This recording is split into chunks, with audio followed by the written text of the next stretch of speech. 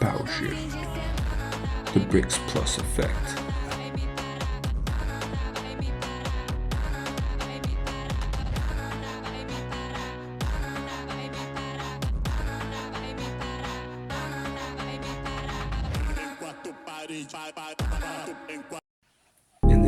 In this episode, we will talk about the third segment and the fourth segment. The third segment being Africa, and we will focus on how Africa is being influenced by BRICS, and how BRICS countries are investing in Africa in order to access Africa's minerals, diverse minerals, for the technological revolution that is unfolding in this decade. Let's get started. Now, according to the article titled BRICS and Africa, a strategic partnership for energy and minerals by Kelly Ann Melia, she presents all the vast benefits that the continent of Africa has for BRICS. She talks about how Africa has minerals that will benefit in the technological revolution, like I mentioned prior, and also how Africa has vast amounts of resources and petrol and gas. And these resources draw a lot of attraction to investments from foreign countries into Africa.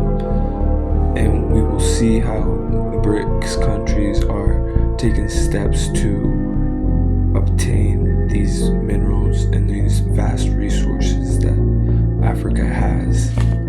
For example, some of the top oil producers include Nigeria, Libya, and Angola. And this is according to the same article, BRICS and Africa, a strategic partnership for energy and minerals. Resources aren't the only ones that Africa has. They are also diversifying their investments, and they have hydro plants, they have wind energy, and the resources of wind energy. And in the mining sector, according to the article, Africa is home to 30% of the world's critical mineral reserves, as well as substantial deposits of diamonds, gold, and iron ore. She further goes on to state that South Africa holds 80% of the world's platinum group metals. Morocco, over 70% of the world's phosphate resources, while the Democratic Republic of Congo holds the world's largest cobalt resources. Additionally, Zambia is the world's second largest copper producer, while Zimbabwe is the leading lithium exporter. The vast richness of Africa, combined with BRICS and their proposals to trade in local currencies, could help strengthen Africa, and also the vision that Africa has for the continent and the unification and creating a free trade region. And it is astonishing to observe how BRICS is reshaping regional markets in Africa, and how its vast resources are attractive for foreign countries to invest. And something that is very different to the way that Western countries treated Africa is that BRICS countries, for example China, is helping Africa develop its infrastructure and also its country. It's not just exporting the country's resources without leaving investments in the country. It is investing in the country while taking the resources. So it's something different to the way the modus operandi of the United States. And Kelly and Mielia also states that China represents the main source of foreign direct investment in Africa, with annual FDI reaching a peak of $5 billion in 2022 through its Belt and Road Initiative, a global infrastructure project. The country has become Africa's largest trade partner and creditor, with 170 billion in loans committed to 49 African countries since its launch.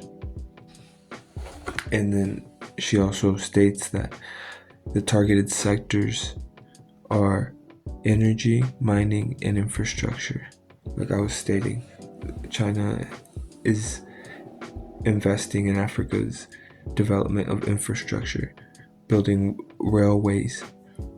But this is also in accordance with its Belt and Road Initiative. And if we see the map, we can see how China is connecting railways on the coast of Africa. And to me, it looks like it's creating the infrastructure to be able to export the minerals and the resources more efficiently, because in the map it shows how the railways that they want to build are on the coast of Africa, and it shows how Africa is a very rich country that has been exploited for centuries, hundreds of years. And it reminds me of Mexico, but Africa is much bigger. And it's just sad to see that it's being still exploited without the country using its resources to the full extent. But then again, we have to remember it's hard to develop and advance as a nation without dealing with countries that have massive markets like the United States or China or the European Union. I feel like Africa, in order to create a counterbalance to the West and look at new objectives, it's considering joining the BRICS in this new vision of the world, of multipolar world, and betting on that. In the search for looking for new alliances and new partners, new countries to do business with, China has gained a foothold in the mining in Africa. And Kellyanne Mielia, and it states that China is a strong financier of African mining projects. China has invested 4.5 billion in African lithium mines in recent years.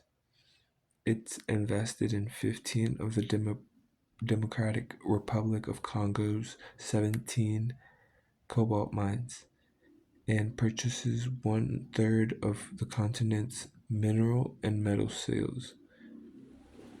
So we can see that the producer for China's demand of resources for this technological revolution is Africa.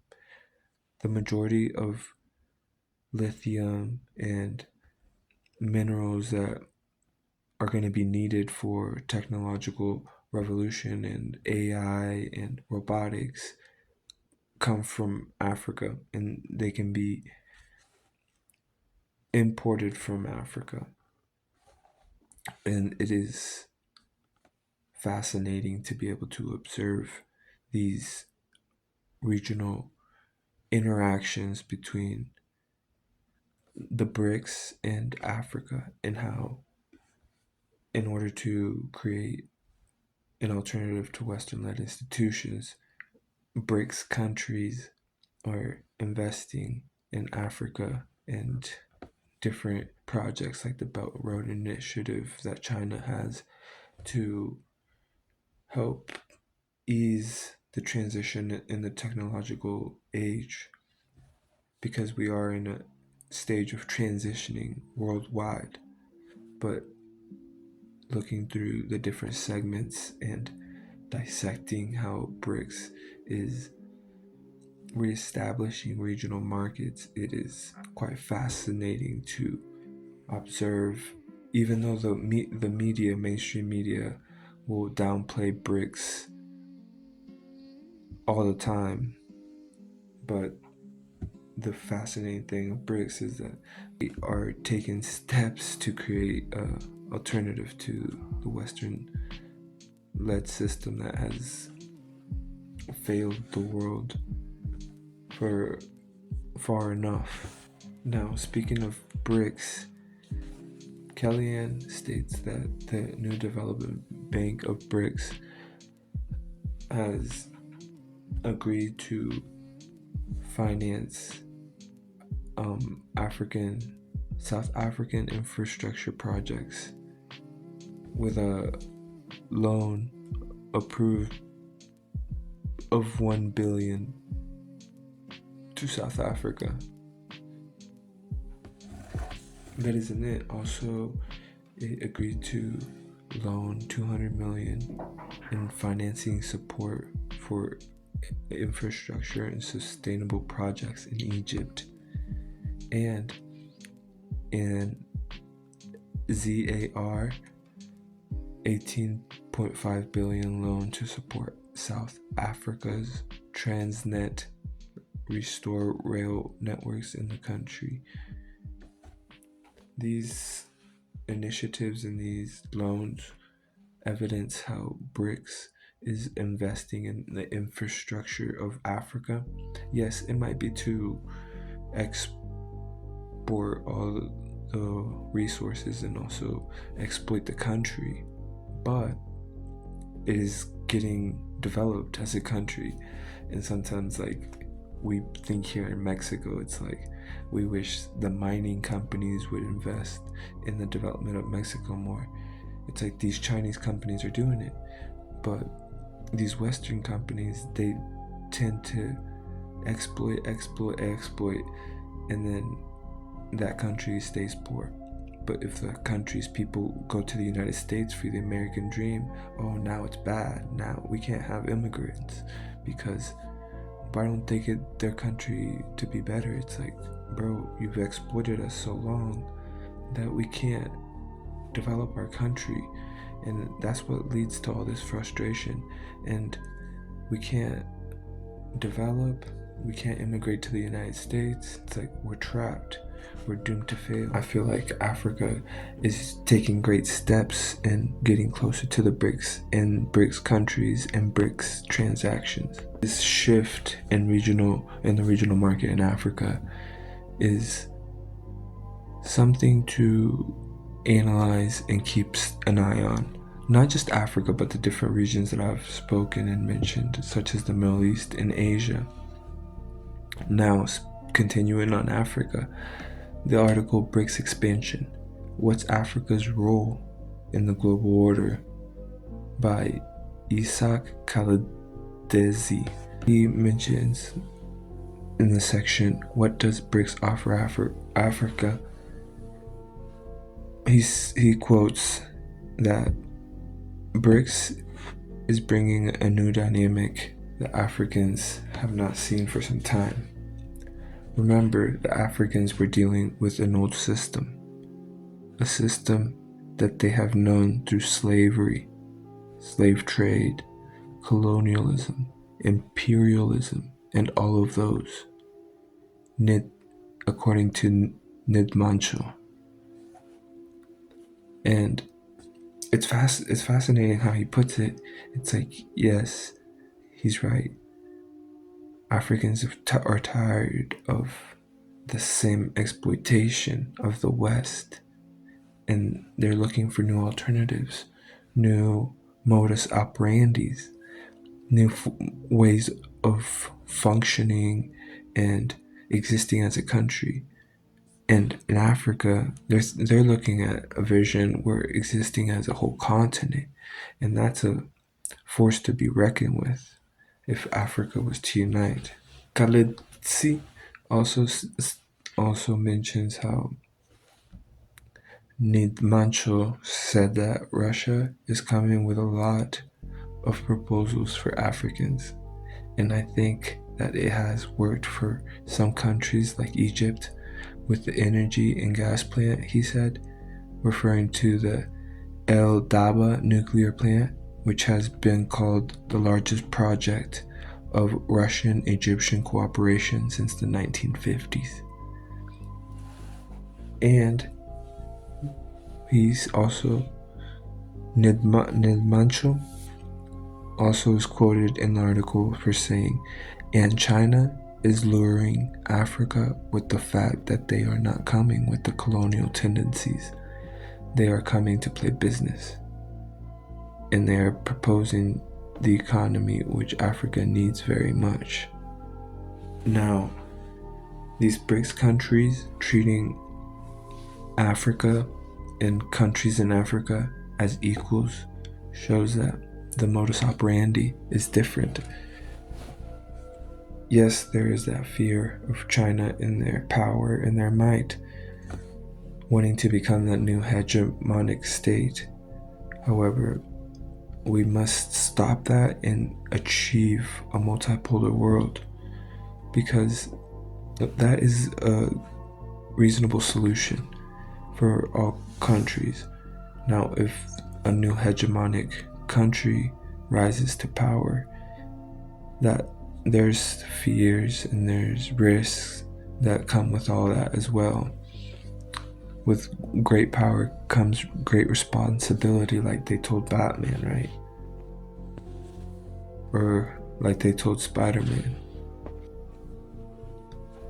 Calades, towards the end of the article, makes an interesting statement.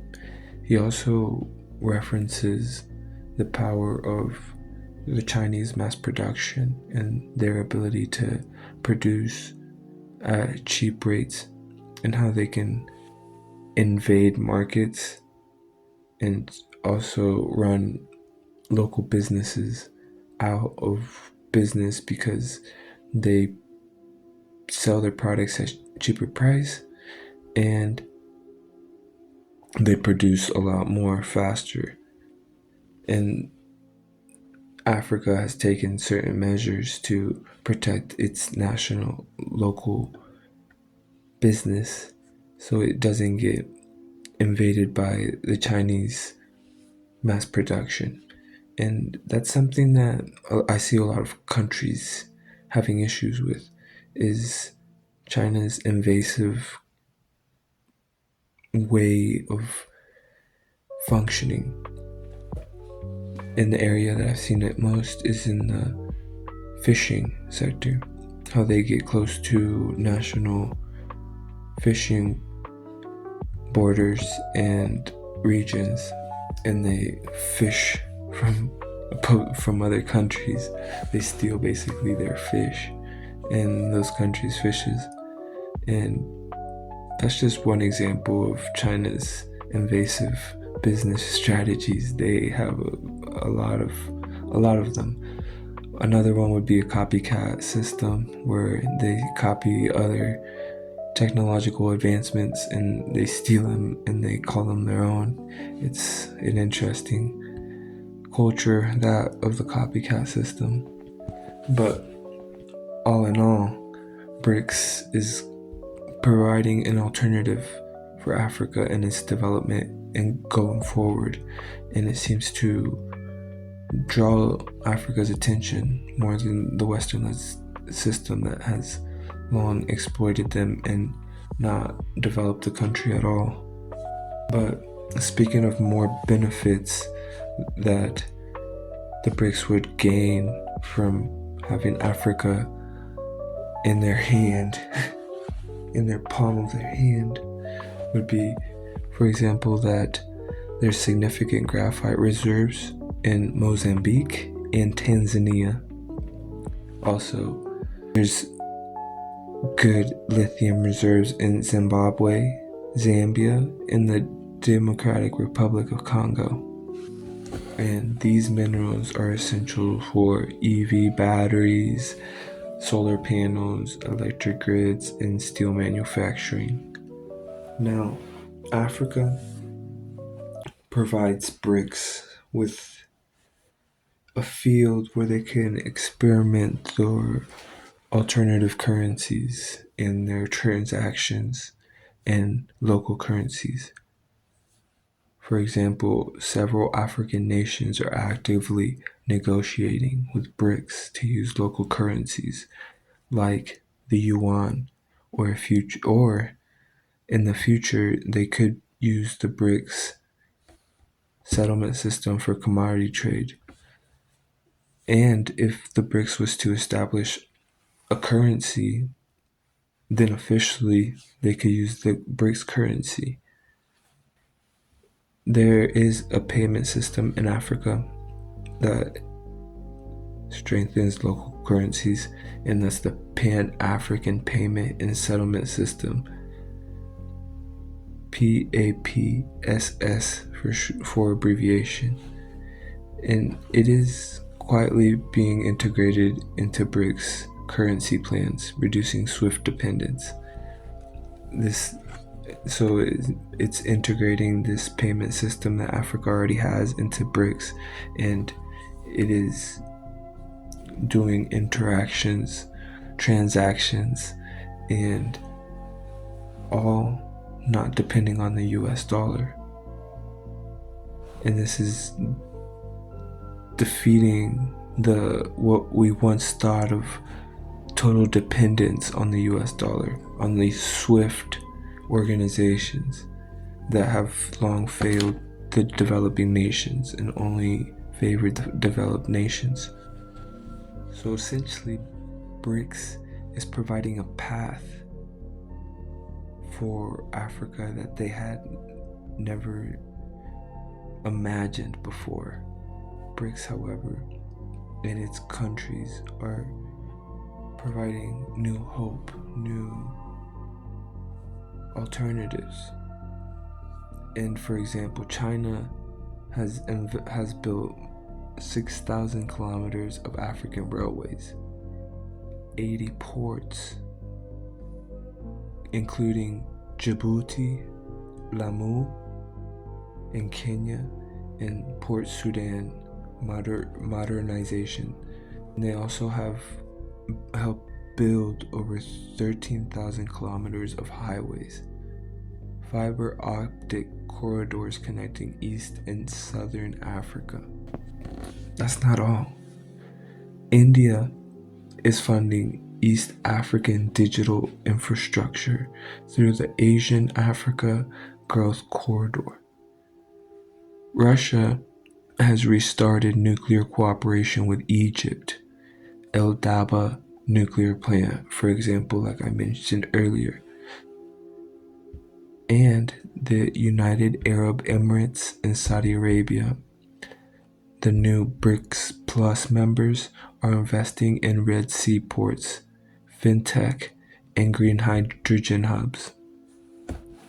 So we see the countries that are members of BRICS, they have this fascination and this deep interest in the minerals and the resources that are going to help with the new technological revolution and the new technological age that we're entering. And they're trying to build infrastructure to extract the resources needed for this development and to have this supremacy, because China has the upper hand on artificial intelligence and the rare earth needed for AI and robotics. The shift is evident that Africa is with BRICS to see it out. For example, Africa's trade with China is now 4 times larger than its trade with the United States. Russia is the largest arms supplier across the continent. India is one of Africa's top 5 trading partners, especially in pharmaceuticals and education. This shift is not temporary. This is not a temporary shift. It seems to be a structural shift, a foundational shift.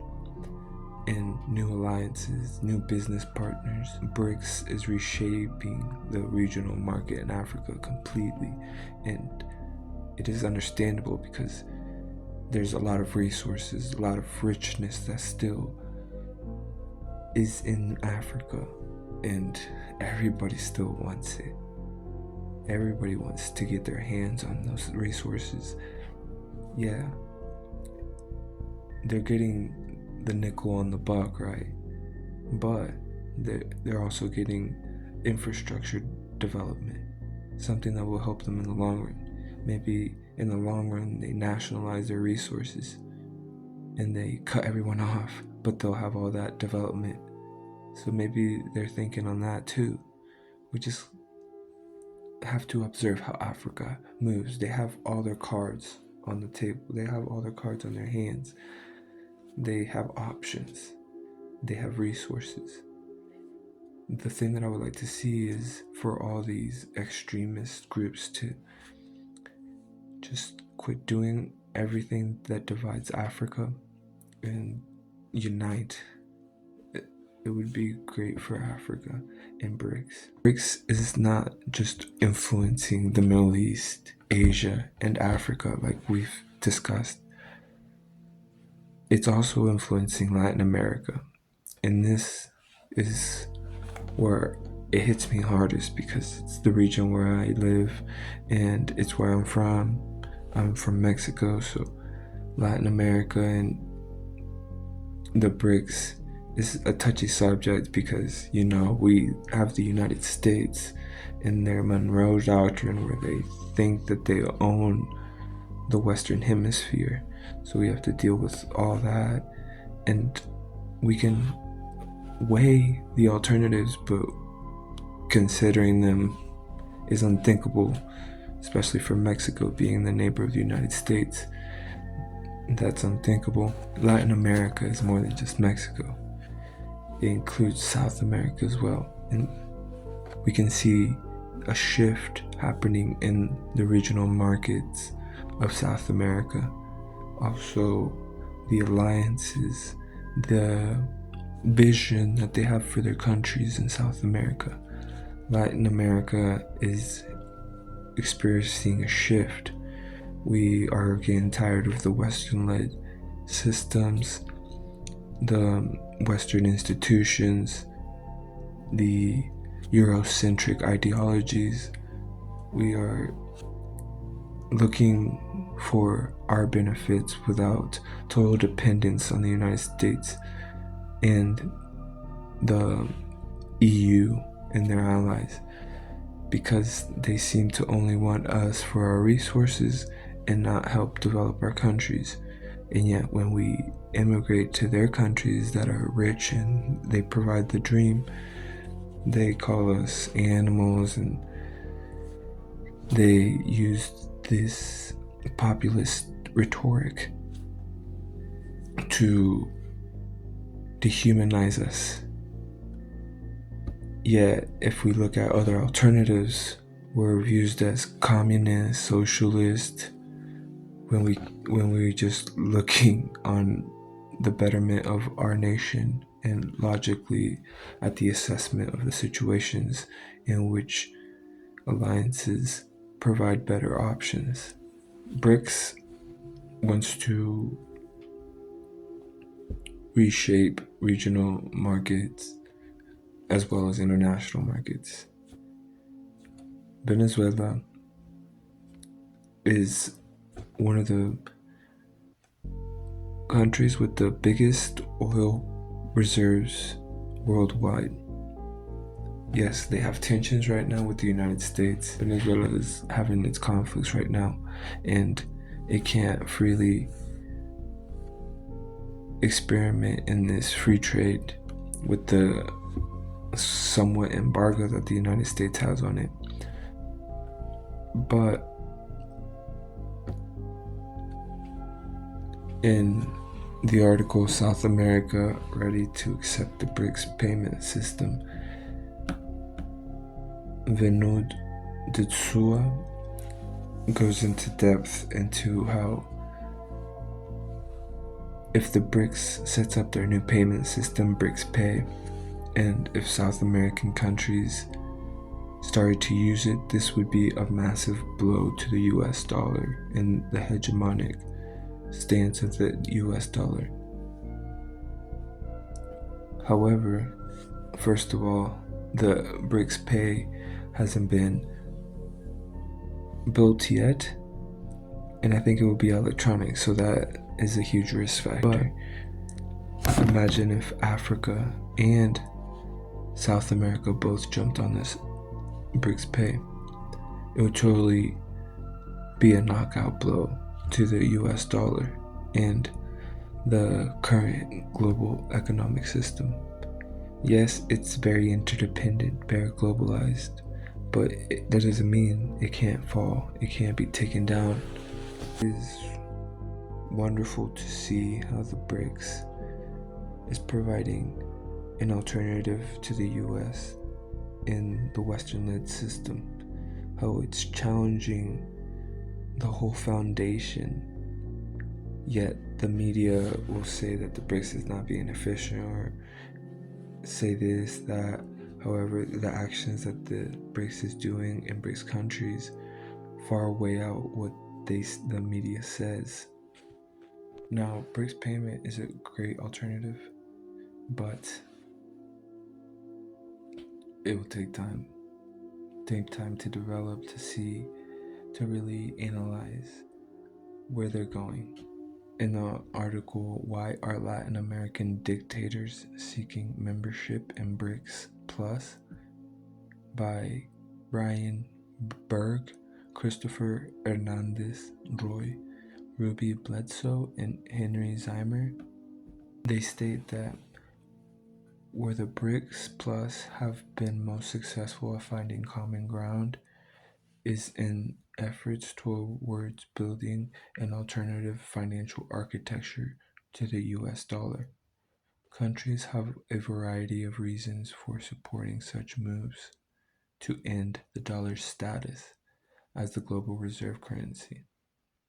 In some cases, it is merely a question of reducing transaction fees and timelines by cutting out the middleman that is the United States financial sector when making foreign currency transactions across borders. For other BRICS members and aspirants, it is about circumventing US-led sanctions imposed against them that make it challenging to hold dollars and interact with global financial markets. From this perspective, the new BRICS Bridge alternative payment system initiative is highly attractive. Now, some of these countries that have embargoes or these sanctions, to name a few, in Latin America are Venezuela, Nicaragua, Cuba, and these three countries also have been getting on the path of BRICS, aligning with these member countries and their vision for the multipolar world. For example, Cuba sees BRICS Plus as a lifeline. We know of Cuba's humanitarian crisis, economic crisis that it is undergoing. The infrastructure in the cities is very bad. The buildings are deteriorating, yet the United States doesn't lift its embargo and sanctions. With BRICS, reaching Latin America and reshaping regional markets. It could help develop Cuba and these countries that have experimented the Western-led institutions' failure. However, another one that comes to mind are Latin American dictators seeking membership in BRICS Plus. The authors state that this relationship between Cuba and BRICS countries has eased their troubles. It hasn't completely solved them. But, for example, the article states that it signed several economic agreements with Havana in May 2023, Russia is speaking about. And it approved a customs cooperation agreement to increase bilateral trade in June 2023. And in March 2024, Putin modified Russia's credit agreements, restructuring Havana's debt to make payments easier. This shows how Russia is helping Cuba and also alleviating the debt accumulation by restructuring their debt, unlike other Western countries where instead of restructuring the debt, they would lay it on you and add interest and compound interest and just let it fall on you hard. Russia is looking for the betterment, working with the means that they have, because we have to remember the United States has sanctions and an embargo on the country, so it's not very easy doing transactions with them, but they still are. Now, this same article goes on to later state that Nicaragua's president, Ortega, he's quoted in the article saying that BRICS wants to cooperate, not to invade or bomb another country, but to strengthen economic and social relations in the fight for peace. And it's funny because he's justifying Russia, right? But the authors exemplify how Russia is bombing Ukraine. So it's like his words are not very accurate, they're biased. And BRICS countries do have their dirt, but what he's trying to say is that it isn't like here in the Western-led hemisphere where the Western and developed countries, they take, but don't give. He's saying China actually gives. They take, but they give. They take, but they give. And that's what he's stating here. It isn't that they're doves or that they're innocent, because BRICS countries, they do bomb, they do have their proxy wars. And in this game of life and leading nations, I feel like none is exempt from being corrupted. That's in South America. Now moving up to Mexico, where it matters to me.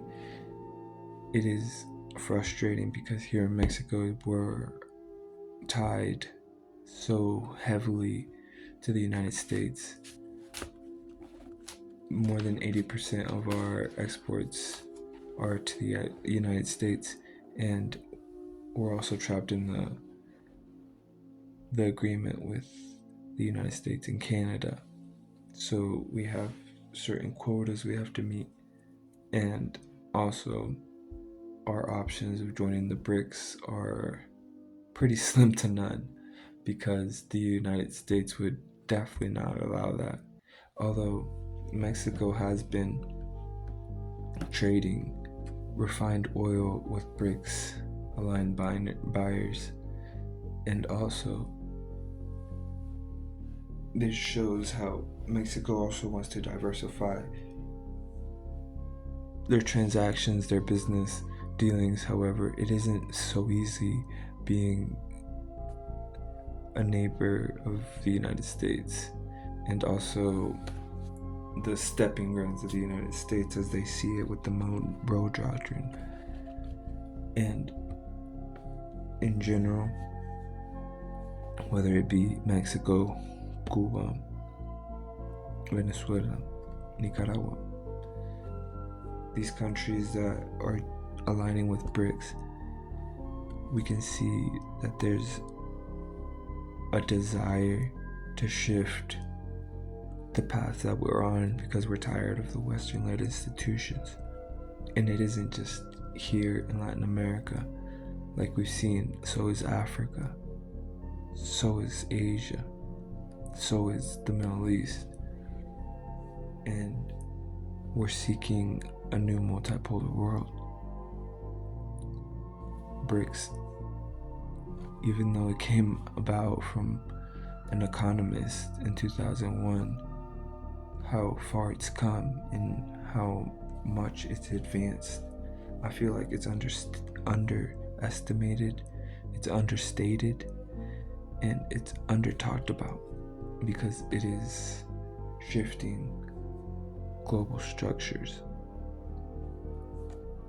And in conclusion, the assessment of this investigation of looking into the Middle East, into Asia, into Africa, into Latin America, I can see how the BRICS is reshaping the world order that we have known for so long, the Western-led world order, and it's providing alternatives for developing nations where we don't have to keep being suppressed and submissive, where we can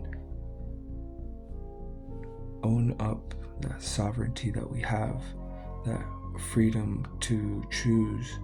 And if BRICS provides the better path to be able to go with BRICS.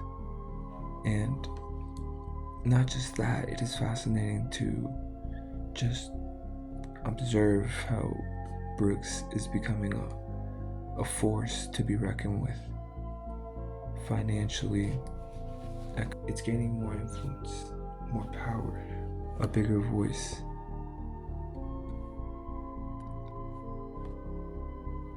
It will be interesting to see what these next years will be like and how BRICS will start using the resources and the money efficiently to develop other countries.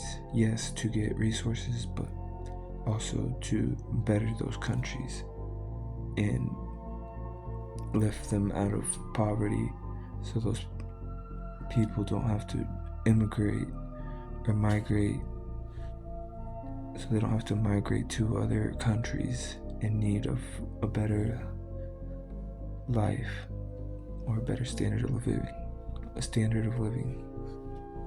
And this is all thanks to BRICS. BRICS is challenging the hegemonic United States and the Western-led system that is long overdue and needs restructuring. These topics I could talk about for days, ages, but this has been all for the 4 segments. If you like these videos, tell me to do some more and I will create adding more to the series. However, the analysis of the different segments and different regions of the world give us an overview and a deeper understanding how BRICS is influencing these different regions in little ways that I found interesting. There's many more other ways how it's influencing the regional markets in the Middle East and Asia and Africa and Latin America. However, I just focused on a few in each region in certain countries, and I had to finish with Mexico because it's where I am from and where I live, and it's what interests me more because we're so tied to the United States, and just this interaction, trying to stay on the fence. And thank you for joining me on this 2-episode wild ride. I hope you critical thinkers and radical thinkers stuck around, and give it a like, subscribe if you like. Thank you.